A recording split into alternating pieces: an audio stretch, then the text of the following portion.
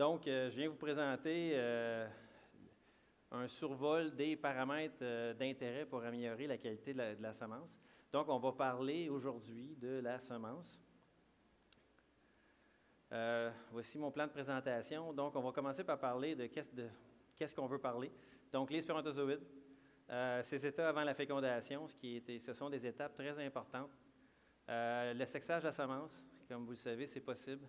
L'analyse de la qualité spermatique, les paramètres environnementaux aussi qui sont impliqués dans la préparation et aussi dans la préparation de la semence et quelques réflexions. Donc, en gros, lorsqu'on parle du spermatozoïde, c'est ce que vous voyez à l'écran. Donc, chaque espèce a une tête différente.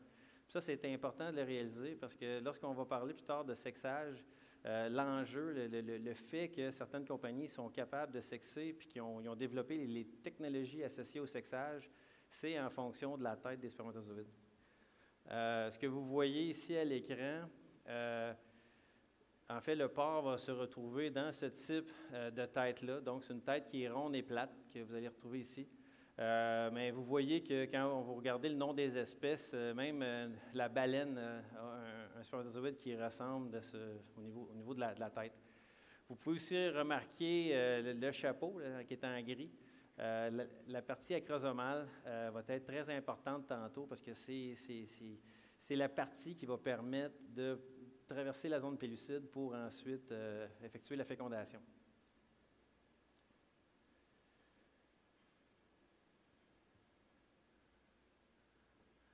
Donc, dans le fond, lorsqu'on parle du spermatozoïde, c'est un véhicule pour transporter l'ADN. La raison pour laquelle c'est intéressant, c'est que le spermatozoïde est composé de différents segments. Ces segments-là sont tous importants pour la fécondité du spermatozoïde. Ici, vous allez voir plus tard, dans cette région-là, c'est plein d'enzymes protéolytiques qui vont permettre de digérer la coquille alentour de l'œuf, qui va permettre la fécondation. Comme je le disais, c'est un véhicule à ADN, donc à ce moment-là, il faut que l'ADN à l'intérieur soit présente et soit en bonne condition. On va y revenir aussi plus tard. Mais ce que vous pouvez remarquer, ce que vous pouvez aussi réaliser, c'est que le compartiment pour maintenir l'ADN est quand même très petit. Donc, le noyau du spermatozoïde est beaucoup plus petit que le noyau dans vos cellules, ce qui fait que la compaction à l'intérieur du spermatozoïde doit être extrême. On ne retrouve pas ça nulle part ailleurs. C'est vraiment une compaction qui est associée à un changement des protéines qui, normalement, sont associées à l'ADN. Donc, ce n'est pas des histones qui enroulent l'ADN, c'est des protamines.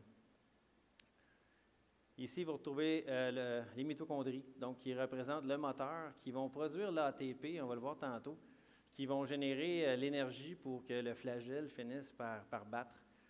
Donc, ça, c'est important. Donc, ici, on va retrouver un ensemble de mitochondries. Puis ici, il y a le fameux flagelle. Donc, c'est les segments que j'aimerais que vous reteniez. C'est que, dans le fond, on a un compartiment ici au niveau de la tête qui contient des enzymes protéolytiques. Vous avez un compartiment ici qui contient l'ADN. Vous avez ici ce que j'appelle le moteur, qui est en fait la génératrice d'énergie. Puis ici, vous avez le fameux flagelle qui va véhiculer le spermatozoïde. Le flagelle est composé de microtubules, puis ces microtubules-là sont associés à des protéines qu'on appelle les dinéines. Les dinéines, c'est un moteur, vous irez voir ça sur YouTube, c'est vraiment intéressant, c'est comme deux pattes qui bougent. Mais grosso modo, c'est une protéine qui va lier deux microtubules, puis on peut le réaliser que dans le fond, quand la protéine se bouge, avance, mais dans le fond, ça va faire changer comme un bras, comme un levier, en fait, les deux microtubules. Puis c'est ces changements-là qui font battre le flagelle.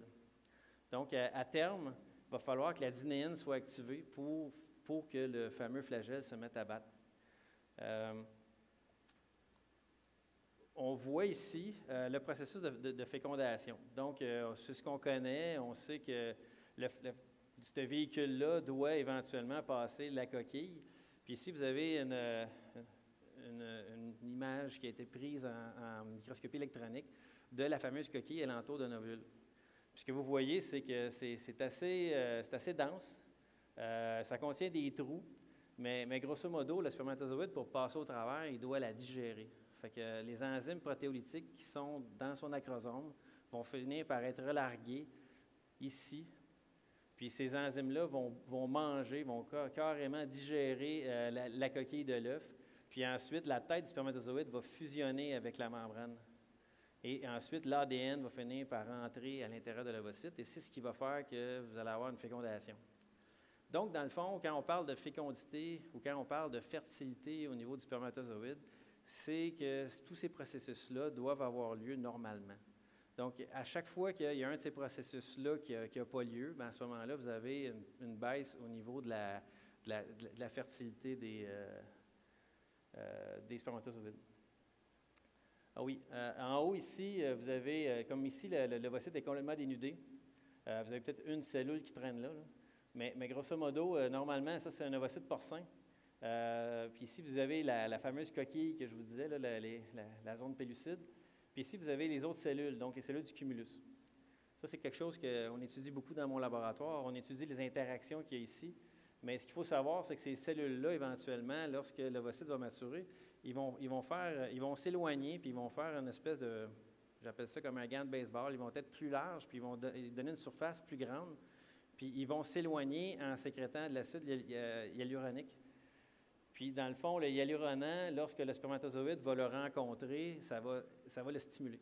Puis, il va devenir hyperactif. C'est là que la queue va se mettre à battre. Puis, c'est là qu'il va essayer de passer au travers du nuage de cellules pour ensuite faire la réaction de l'acrosome, manger la zone pellucide, puis ensuite féconder. Mais ce qui est aussi intéressant de savoir, c'est que le spermatozoïde dans le testicule, il n'est pas bon. Ça veut dire que lorsque le spermatozoïde est produit directement au niveau du testicule, son pouvoir fécondant est à peu près nul.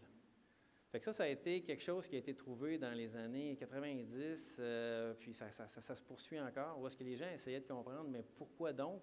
Le spermatozoïde, il est fini. Il ne changera pas. Il ne changera pas sa forme, il ne changera pas sa structure, mais comment ça se fait que le spermatozoïde n'est pas fécondant à ce stade-là? C'est qu'il doit subir une maturation, qui doit subir des changements physiologiques dans l'épididyme. L'épididyme, c'est un tube qui est très petit, qui dans le fond, qui est attaché après tous les testicules. Puis cet épididyme-là, bien, ça a 6 mètres de long. Donc, ça a 23 pieds. Puis ce petit tube-là, bien, dans le fond, il est attaché après le testicule ici.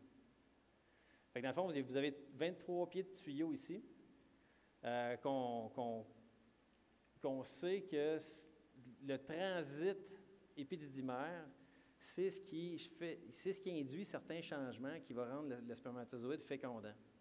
Ces changements-là, on commence à les connaître pas mal plus, où est-ce qu'on sait que les cellules qui forment les tuyaux vont sécréter des protéines, puis ces protéines-là vont aller se déposer sur la tête du spermatozoïde.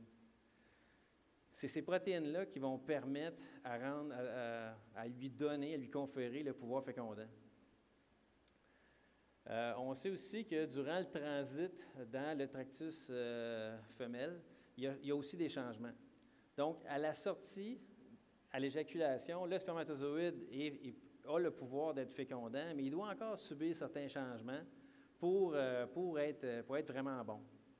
Ces changements-là incluent, entre autres, un changement dans la perméabilité des membranes.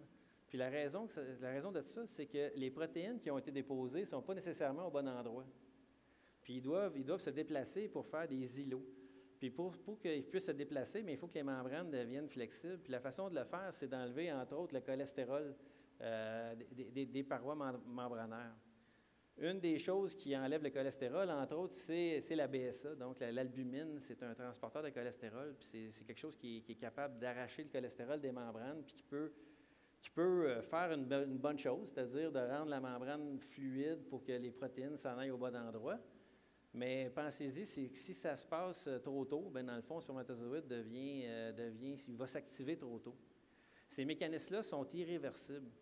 C'est-à-dire qu'une fois que le spermatozoïde a enclenché une cascade pour l'avancer vers son devenir, il ne peut pas reculer, il ne peut pas se retransformer pour prendre la forme qu'il aurait besoin.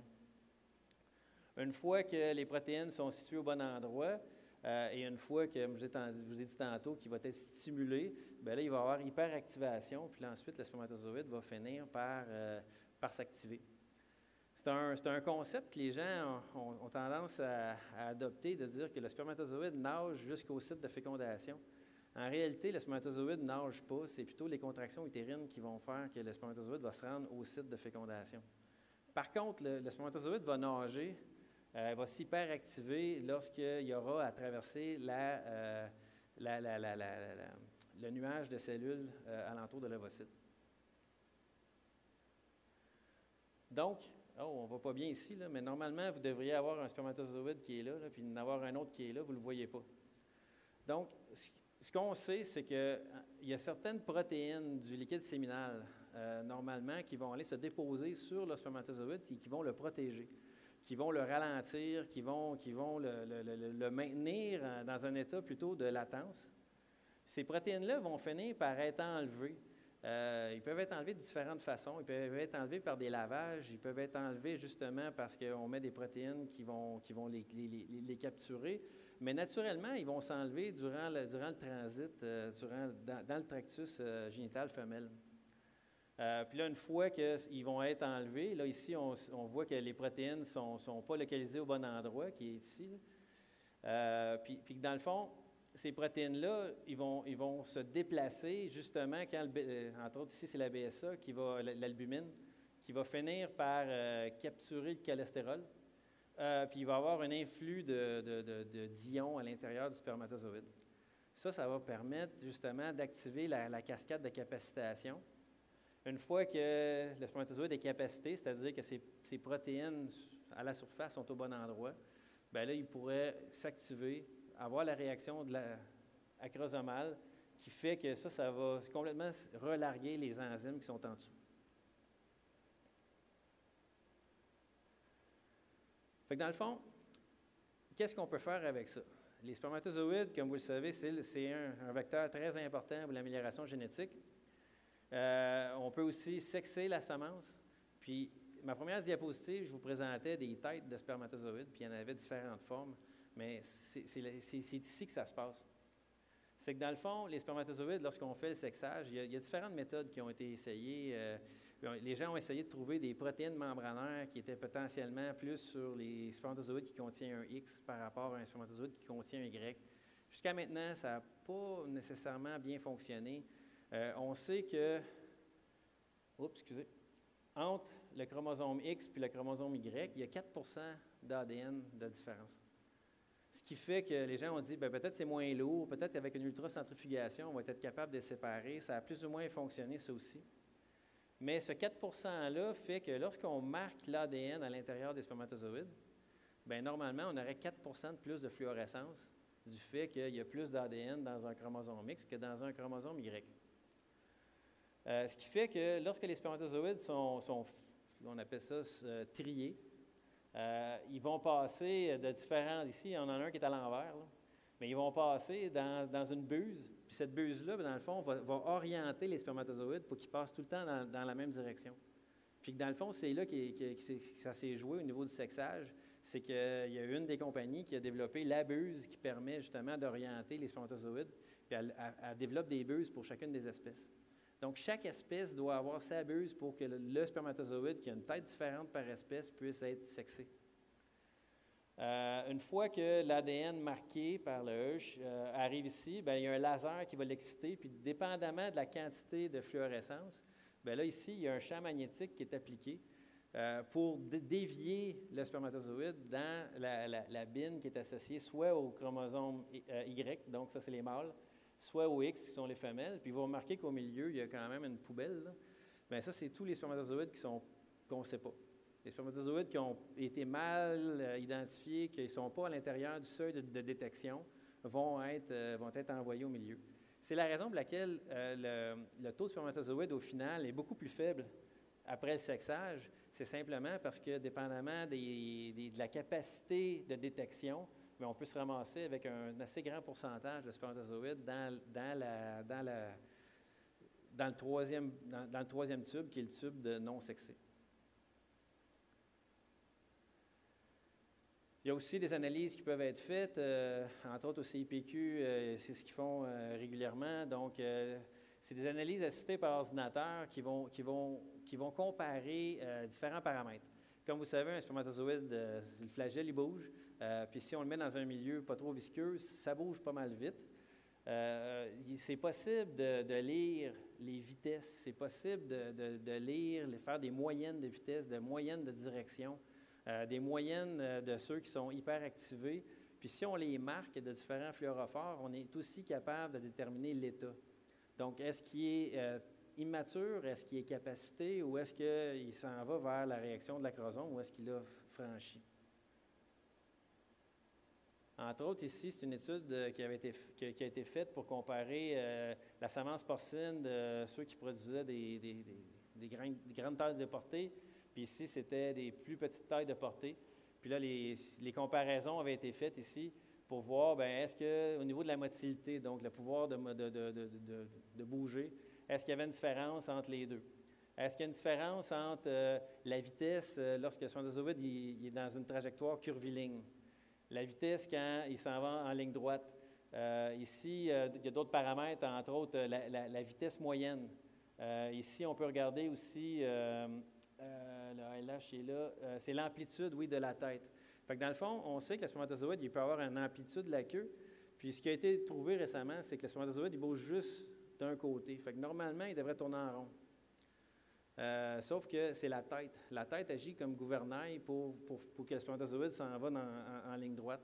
Fait qu'il y a aussi une capacité, une possibilité de mesurer le mouvement de la tête. Puis ici, c'est les trois formes. Donc, si la réaction de l'acrosome est faite ou si il a été capacité ou non capacité. Donc, c'est des paramètres qui peuvent être récoltés sur toutes les semences. Puis c'est des paramètres qui peuvent être pris par ordinateur. Quand on parle de qualité spermatique, ce n'est pas simplement la capacité de bouger. En fait, il y a tout ce qu'il y a là-dedans. On a parlé tantôt de la qualité, que c'est un véhicule à ADN, donc la qualité de l'ADN est importante. On peut parler ici du type de protéines qui se retrouvent insérées dans l'ADN. J'en parlerai pas aujourd'hui. On peut aussi parler de la qualité des membranes. Fait que ce soit la membrane du spermatozoïde, la membrane de la mitochondrie ou d'autres éléments, la membrane de l'acrosome. C'est des paramètres importants à considérer parce que tout ce qu'on veut, c'est que le spermatozoïde se rende au bon endroit à temps. S'il y a des événements de maturité qui ont lieu de façon précoce, bien, la semence ne sera pas bonne.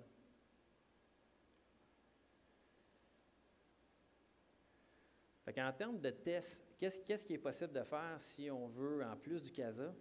Il est possible d'étudier la fragmentation de l'ADN. Il y a différents tests pour faire ça, mais je vais donner un bémol ce matin, cet après-midi, simplement parce que j'ai des collègues qui travaillent à la clinique de fertilité humaine puis qui font ça sur une base régulière. Puis il semble dire que la fragmentation de l'ADN n'est pas toujours indicative de la fécondité ou de la capacité de produire un embryon.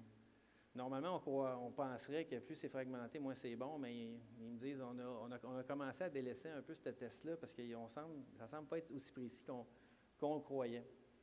On peut parler des radicaux libres. Ici, vous avez l'analyse CASA. On peut aussi regarder la capacité d'hyperactivation des spermatozoïdes, la capacité de faire la réaction de l'acrosome et de relarguer les enzymes protéolytiques.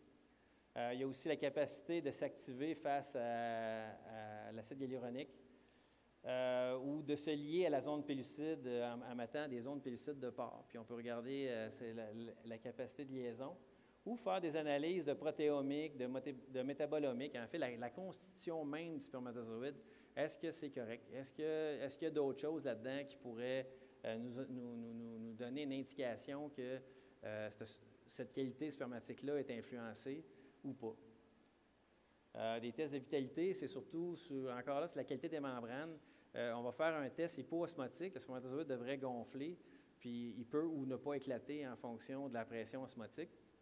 Puis aussi faire rentrer certains colorants, dépendamment. Donc, les colorants vont rentrer si les membranes sont brisées, puis ils ne rentreront pas si les membranes sont intactes.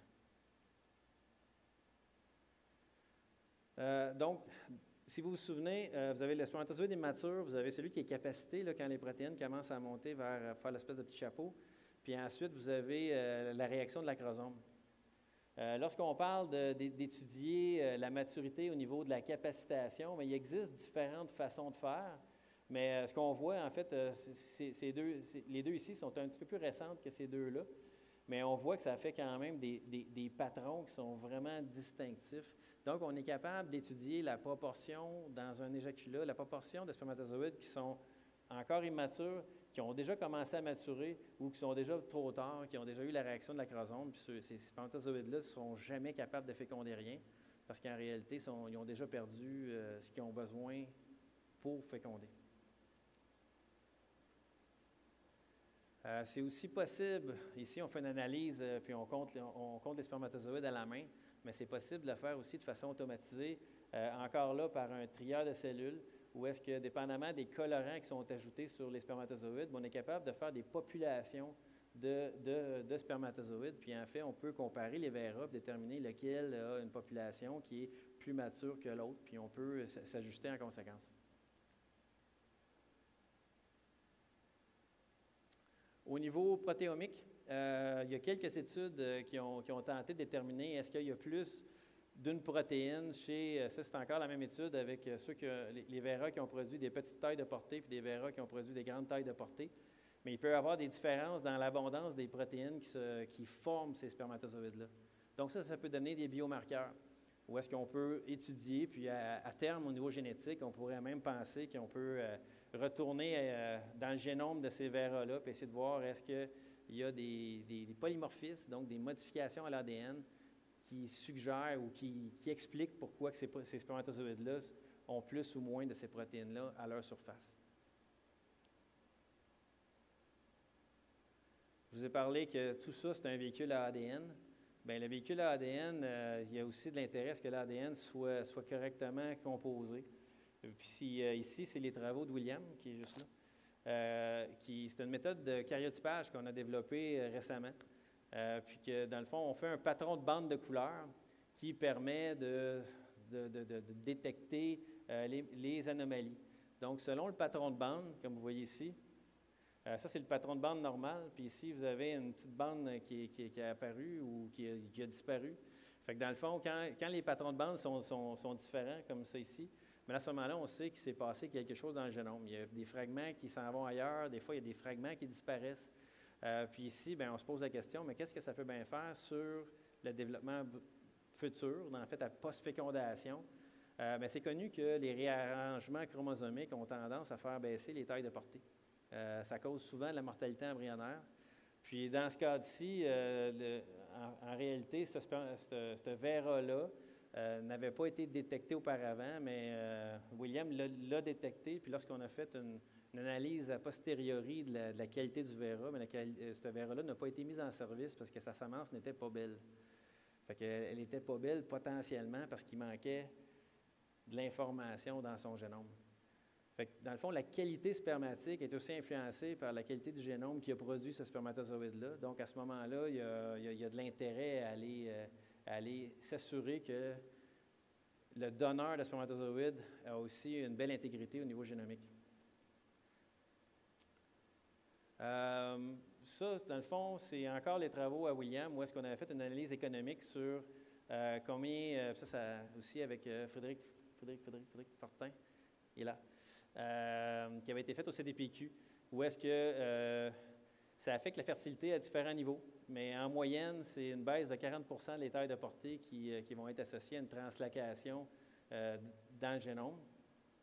Puis si on prend un vera paternel, ici, vous allez voir l'analyse économique de William, bien, on peut dire que ça peut occasionner des pertes de 234 000 $ par vera mis en service qui sont porteurs d'un réarrangement chromosomique indésirable.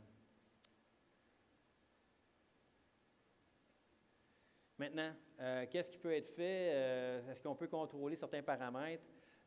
C'est clair qu'il y a des effets de race, donc il y a un effet génétique sur la qualité de la semence. On sait qu'au niveau métabolique ou au niveau de la qualité du back fat, ça semble avoir un impact sur la motilité des spermatozoïdes.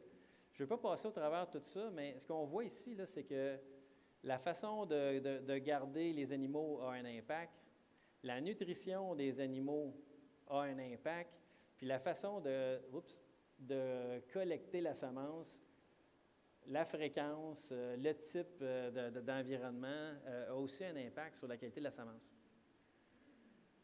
Il y a une étude qui a été faite, entre autres, chez le bovin, chez le bovin laitier, où est-ce qu'on se demandait, un jeune taureau, tu nourris ça comment jusqu'à sa puberté? Il y a une étude qui a été faite avec une ration qui était pauvre en protéines, comparée à une ration normale.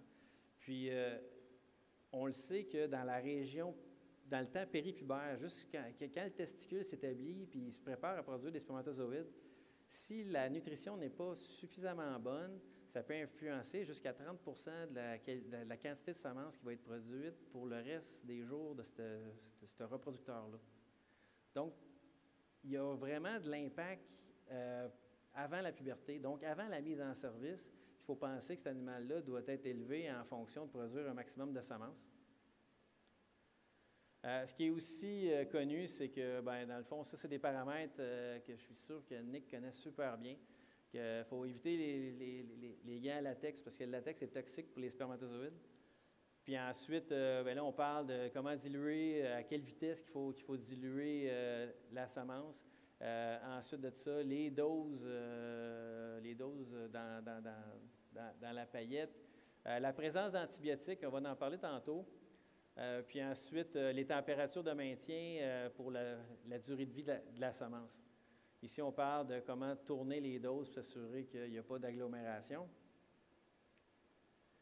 C'est quelque chose qui existe quand même depuis un certain temps. Je suis allé chercher une vieille diapositive de M. Singleton en 1997 qui parle de comment préparer de la semence. Mais récemment, là, ce qu'on voit, c'est que, ça n'est pas récent, mais il y a toujours des compagnies qui vont mettre en service ou qui vont vendre commercialement des nouveaux dilueurs. Fait que ces nouveaux dilueurs-là, qu'est-ce qu'ils vont contenir? Comme là, ici, c'est de la protéine de petit lait. Fait que dans le fond, de lactosérum, on peut mettre différents éléments dans les dilueurs pour en améliorer la qualité. Ce qui est aussi intéressant, c'est que dans une étude récente, ils ont testé 9 dilueurs, puis ils ont eu très peu d'impact. Fait que dans le fond, on pourrait s'attendre à ce que les dilueurs soient quand même assez bons si les gens les mettent en service. Là, c'est parce qu'ils ont fait ces tests-là. Puis, ils vont servir à des besoins différents. Fait qu'on peut avoir des dilueurs qui vont être spécifiques pour une conservation de 1 à 2 jours, de 3 à 4 jours ou de 7 à 10 jours. Puis la fonction du dilueur, c'est de stabiliser et de protéger contre les changements de pH. Les spermatozoïdes n'aiment pas tellement ça, des changements de pH. Et aussi, c'est les protéger encore contre les dommages aux membranes. Puis la raison, c'est simplement que si on fait des dommages aux membranes, on induit la capacitation, puis on peut ensuite briser le spermatozoïde pour induire la réaction de l'acrosome. On veut empêcher la croissance bactérienne, puis ensuite fournir des nutriments, puis augmenter le volume pour l'insémination. Fait que dans le fond, ce que je lisais dans les études récemment, c'est que on vise un tampon, donc qui va stabiliser le pouvoir pH dans la dose de semence. Puis ça peut être fait avec du tris, de l'épaisse ou du bicarbonate de sodium. L'osmolarité est contrôlée avec des sels, donc le NaCl, le KCl. On va mettre des sources d'énergie comme le citrate, le lactate, le glucose, des sucres dans le fond, des antibiotiques, chloramphénicol, gentamicine. On va essayer de gérer la température de différents, c'est entre 12 et 20 degrés. L'ajout de macromolécules comme tantôt les protéines de lactosérum ou du jaune d'œuf. Et des additifs de tout ça. Comme la caféine, on sait que ça peut activer les spermatozoïdes. Certaines vitamines, on a vu tantôt que ça a des pouvoirs antioxydants. D'autres types d'antioxydants, des extraits de plantes. Les liposomes, c'est pour maintenir l'intégrité des membranes. Comme ce qu'on voyait tantôt, c'est que les lavages enlèvent des protéines. On voit que l'albumine enlève le cholestérol. Bien, on peut rajouter des lipides qui sont encapsulés pour essayer d'empêcher ces dommages-là à long terme. Et d'autres dérivés du cholestérol pour remplacer le cholestérol qui aurait été enlevé. Ici, ce que je voulais vous parler, c'est, entre autres, on peut rajouter différents éléments. Entre autres, c'est ça, le dérivé du cholestérol et ici et ça, mais ce qui avait attiré mon attention ici, c'est un extrait de romarin. La raison pourquoi les gens mettaient un extrait de romarin dans la semence, c'est encore une fois, c'est à cause d'un antioxydant. Donc, les gens, ils veulent éviter les dommages aux membranes. On sait que les radicaux libres peuvent aller endommager les lipides membranaires, puis ça va changer la fluidité des membranes. Peut-être des chiffres d'intérêt. Chez le porc, la durée de l'ovulation est quand même assez longue, simplement parce qu'il y a beaucoup d'ovulation. Donc, ça peut être entre 30 et 36 heures après le réflexe d'immobilisation. Fait que dans le fond, lorsque vous faites l'insémination, vous devez vous réaliser que l'ovulation commence, mais il va y avoir des ovulations pendant un certain temps. Les spermatozoïdes, ce qu'on mentionnait, c'est qu'ils peuvent vivre jusqu'à 24 heures dans le tractus tractus génital femelle. Ça prend 1 à 3 heures aux spermatozoïdes pour se rendre au site de fécondation. Puis ça prend 8-12 heures de préparation pour que les fameuses protéines s'enlèvent, que l'ensemble de l'œuf se prépare pour être capable d'acquérir le pouvoir fécondant et faire leur travail. Fait que les questions que j'ai présentement, c'est que dans le fond, on mesure beaucoup de paramètres qui sont associés à la survie des spermatozoïdes. Mais ce qu'on sait, c'est qu'on regarde ces paramètres-là après l'éjaculat ou lorsque la semence a été préparée. Mais ce qu'il faut considérer, c'est que cette semence-là, pour finir son travail, une fois qu'elle a été préparée, c'est que le spermatozoïde doit ensuite traverser le tractus génital femelle pour ensuite aller au site de fécondation qui a généralement lieu dans le viduc. Puis ensuite de ça, tu veux-tu me dire qu'il me reste 2 minutes? Ça va? OK. Fait que là, dans le fond, il faut que le spermatozoïde fasse son travail et se rende au bon endroit. Puis, il y a des questions qui viennent à l'avant-plan récemment. C'est de dire, est-ce que les antibiotiques qu'on met dans la semence, est-ce que ça peut avoir un impact sur le microbiome utérin? Il y a des études récentes qui regardent, en fait, à essayer de comprendre le microbiome utérin et la réceptivité utérine. Il y a quand même le microbiome, ça remplace le mot flore bactérienne qu'on utilisait auparavant. Là. Mais ce qu'on sait, c'est qu'il y a une communauté bactérienne qui est importante là-dedans. Puis j'ai vu des études dans la vache laitière où les gens se disaient que, en fait, cette communauté-là a réellement un impact sur la fertilité ou la capacité de l'utérus à accueillir l'embryon. Là, l'idée, c'est de savoir, est-ce que lorsqu'on insémine, puis on rajoute des antibiotiques dans cet environnement-là, est-ce qu'on vient perturber cette flore-là, ce microbiome-là, qui pourrait avoir un impact sur la réceptivité de l'utérus? Le pH de l'utérus est plus acide que le pH qu'on utilise pour conserver les spermatozoïdes. On fait beaucoup d'efforts pour maintenir ça à un pH plus élevé, mais on sait que naturellement, le pH de l'utérus est plus acide. Donc, en mettant les tampons, est-ce qu'on vient débalancer le système? Est-ce qu'on vient, à la base, modifier les conditions naturelles? Puis, évidemment, lorsqu'on vient perturber tout ça, bien, ça a tendance à aller stimuler le système immunitaire et aussi de créer de l'inflammation. Fait que c'est des questions que je me pose. Puis, est-ce qu'il y a une seule solution qui va pour tous les VRA? Je sais que du côté du bovin laitier, les taureaux laitiers, ils font de l'ajustement pour chacun des taureaux. Je comprends que c'est une situation de production qui est complètement différente que la production porcine.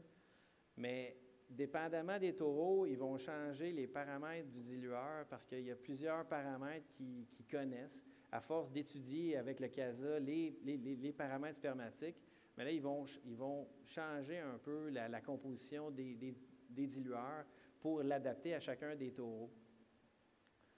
Évidemment, la semence monospermique par rapport à la polyspermique, c'est intéressant, surtout du côté de la génétique, parce que quand on connaît le père, bien à ce moment-là, on est capable de lui attribuer des valeurs. Mais lorsqu'il y a plusieurs pairs qui ont contribué à la portée, bien là, à ce moment-là, il faut les génotyper et déterminer c'est qui est le père. Donc, l'utilisation de la semence monospermique par rapport à la polyspermique, on sait que la polyspermique, elle est plus fertile. Mais quand on y pense, pourquoi elle est plus fertile? C'est probablement parce qu'il y a une plus grande hétérogénéité dans la qualité spermatique. Fait que dans le fond, probablement que le concept d'hétérogénéité spermatique est probablement important à terme pour générer une semence qui est plus fertile. Ici, c'était simplement pour présenter qu'il y a quand même des études récentes qui cherchent justement à générer de la semence sans antibiotiques, probablement pour les raisons justement du microbiome utérin. Donc, c'est pas mal tout ce que je voulais vous dire là-dessus. Il y a de l'intérêt pour travailler sur ces sujets-là au Québec. Donc, si pour une raison X, vous êtes intéressé à développer ça, bien, Janice est rendue maintenant directrice du FRQNT, mais j'ai levé ma main puis je vous ai fait cette présentation-là aujourd'hui, mais vous pouvez venir me voir aussi. Ça me ferait plaisir de travailler dans ce secteur-là aussi. Donc, si vous avez des questions, je suis encore là.